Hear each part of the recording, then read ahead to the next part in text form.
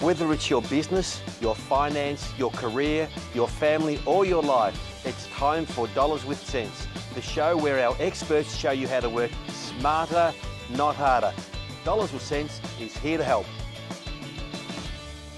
Good evening and welcome to Dollars with Sense. My name's James Lynch, and tonight with us we have Mario Ber, our resident property strategist and panel member. Mario, welcome to the show. James, thank you. Nice to be here.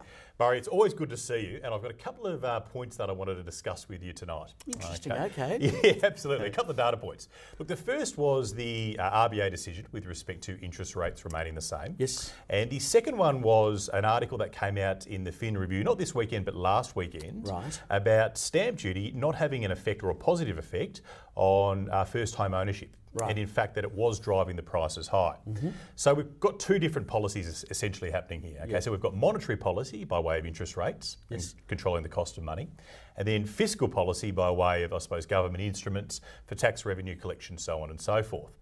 Now we've seen a lot of changes, okay, with APRA and government and stamp duty and fiscal tools coming through. Sure. And it doesn't look like they're having that much of an effect, or I suppose the desired effect being that A, cooling down the investment market, and then B, providing first home buyers access to the real estate market, which they wouldn't otherwise have had. Now, from your opinion and what you're seeing out there in the market at the moment, is that in fact the case? James, it's a mixture of what you've said, you know, good and bad. Yes. Just which area would you like me to start on first? Okay. Okay. Yes, it is my opinion and my opinion only. However, if we talk about the foreign buyer, the foreign investor right now, they've been hit pretty hard, right? However, that you've also, when you look at, has it slowed the Australian market down? Maybe a fraction, not a lot, but it's from their country's end as well. So you've got to look at both ends. You can't look at just what's it doing to Australia.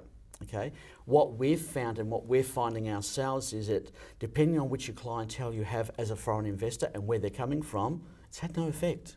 You're right, okay. So essentially demand from, I suppose, overseas bodies has remained relatively the same from what you've seen? It's slowed down a fraction. Yes. However, depending on the market you're in, and it's no different to your foreign investor to your current market and your current investor.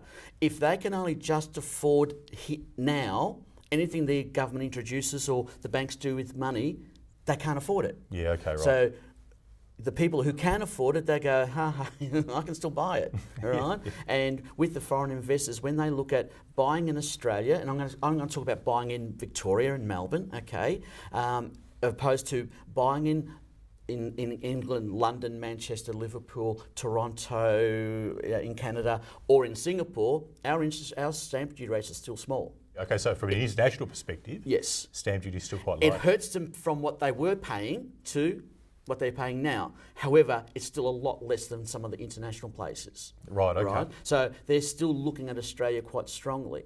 They're also looking at Australia as a security basis, right? And also an educational basis. Okay. Right. And what do you mean by educational basis?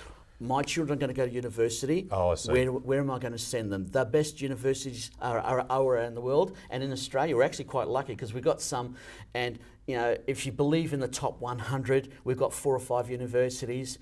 It's not if they're in the top 100, is what education do they have and how is it recognised? Once you've got a degree, a PhD, whatever, how is it recognised around the world? Okay, sure. That's what they're looking at. Yeah, right, okay, sure. And so they would rather buy a property in Australia so their children have got somewhere to live. Right, okay. Now, reports which came out, say ANZ and RBA was towards the end of last year, showed that, look, foreign investors and home purchasers make up 4 or 5% of the market at most. The other 95% domestic, what sort of an effect are you seeing with respect to, I suppose, them getting into the market, their purchasing capacity, their desire for investment? I mean, has it had an effect? Yes, it has. Okay, right. Right. We're hearing around the traps and, you know, let's not kid ourselves. You know, people are saying, oh, we can't afford it, prices are going too up and all these internationals are driving prices up.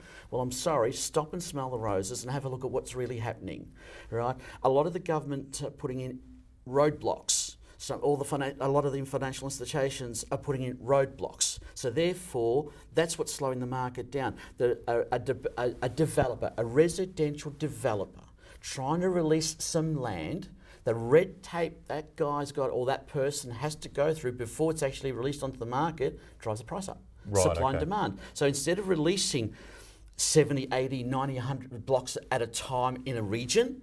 They're only releasing 10 or 15. So you're getting media reports, this area sold out in 10 minutes. Yes, but okay. they only released 21 blocks.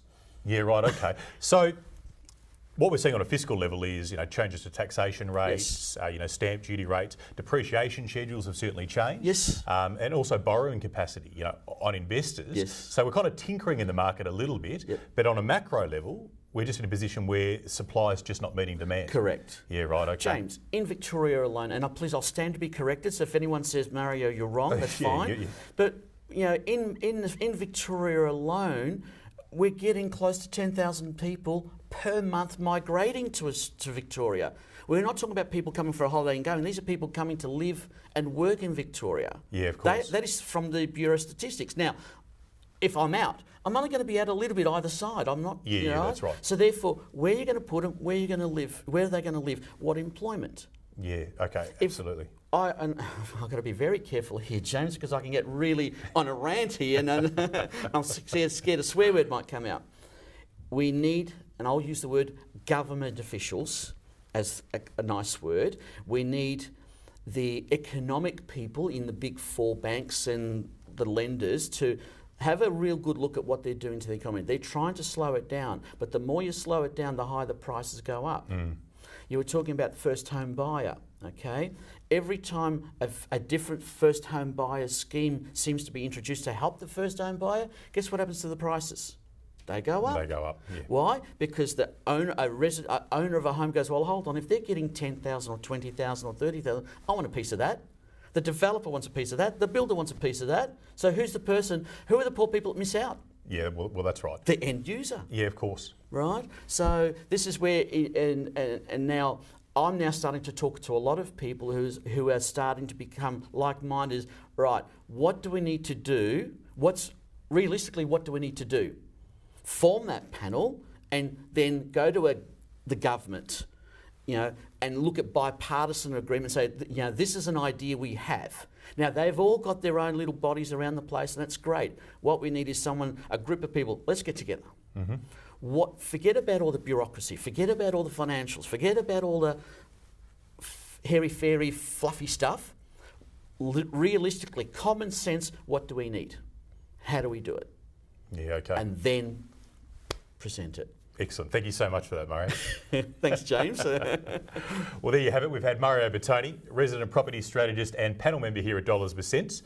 We've had a look at monetary policy, fiscal policy, how effective, how ineffective it's been. If you'd like more information of what you've seen tonight, jump on dollarswithsense.com.au. Contact us via email, become a member, and we'll get back to you. Hello, Dr. Mark Sinclair is my name from Mentor Education. I'm pleased to offer a cryptocurrency course specifically for members of Dollars with Sense. This introductory course covers what cryptocurrency is, what initial coin offerings are, and where blockchain technology is now and where it will be in the future, plus a lot more. For more information, go onto the Dollars with Sense website at dollarswithsense.com.au. This cryptocurrency course is a great place to start your cryptocurrency education. And Mentor Education is proud to be supporting this Dollars with Sense membership initiative.